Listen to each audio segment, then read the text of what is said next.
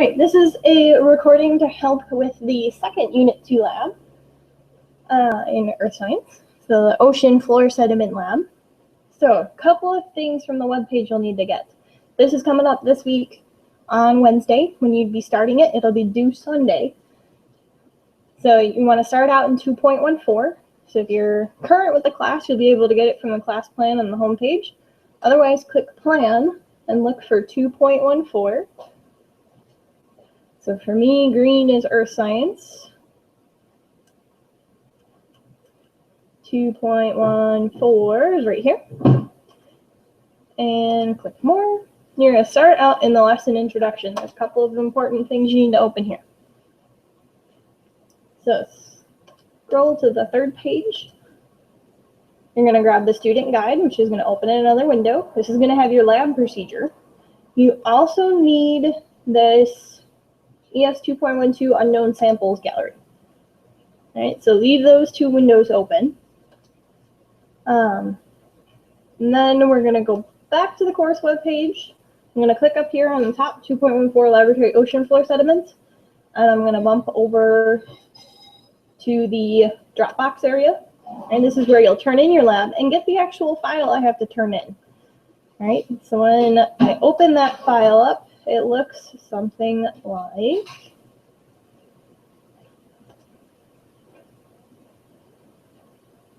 when it opens. There you go, something like this. So you want to click Enable Editing so that you can type on there. Data table for the actual physical lab part. And then down here, when we get to part B, that's what those pictures are for. So I'm going to close that for right now and go to the student guide, where I have my list of materials as well as some definitions that I need. All right, these definitions are also more clear, like more detailedly defined in, I go back to the main thing in this laboratory category. All right, so if the definitions in the student guide aren't enough, read through that laboratory content material. So part A, you're going to be working with some bottles from your kit, or you can use glasses around the house, something like that. So let me bring up what I've got. So you should have 3 of these in your kit. The lab says you need 4. There's only 3. There were only 3 in my kit.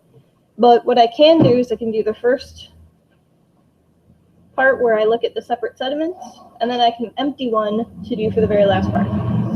So you need these 3 jars.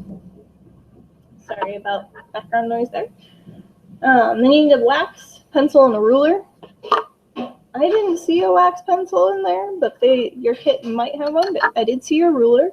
And then I'm just going to use a Expo marker, a dry erase marker, because I know I'll be able to wash that off. You can also use like a Visa V marker, because that'll wash off with water to do my marking.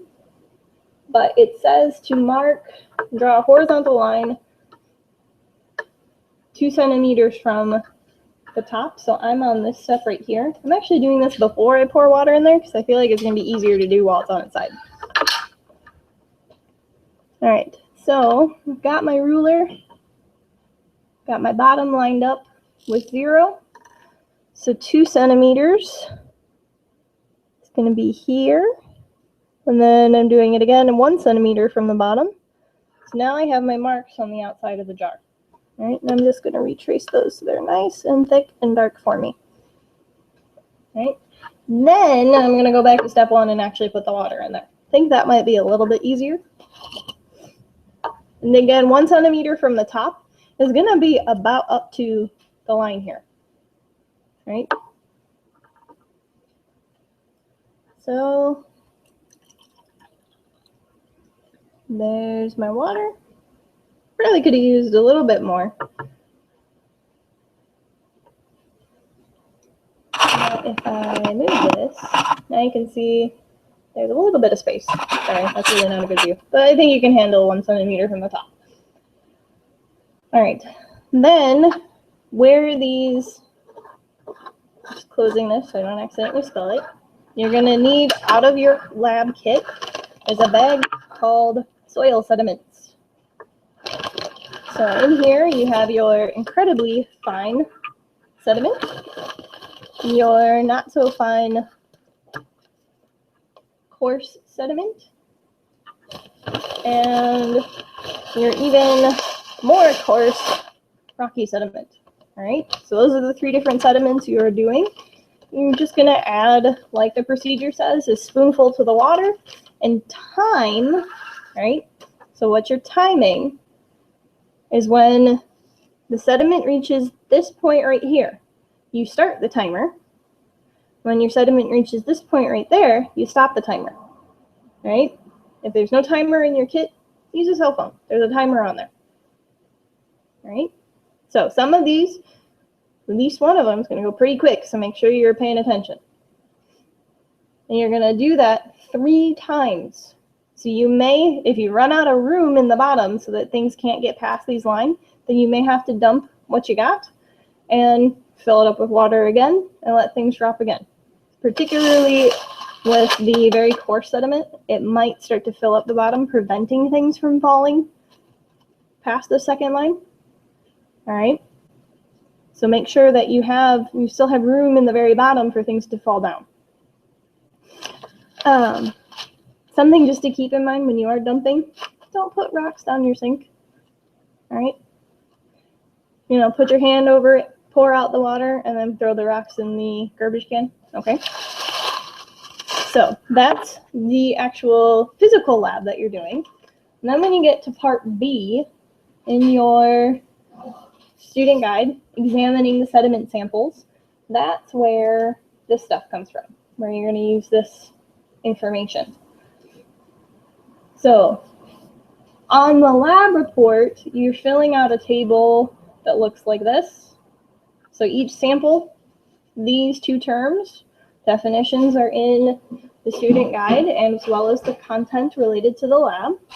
And then there's also some ideas for how to talk about roundness and angularity in the student guide.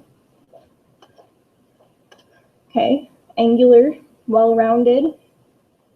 And then you're going to, after making all of these observations about what you have, you're going to try to match them up to the different environments, right? You can mix up 2 of them, and I won't make you lose any points. Some of them might end up being really close, but if you're, if you have 4 or 5, 6 of them wrong, then we might need to go and look a little more critically at the pictures again. So if you have questions, please make contact. But the more detailed you are with your descriptions and estimated percentages here, the easier it will be to match up the environments. And then, of course, make sure by the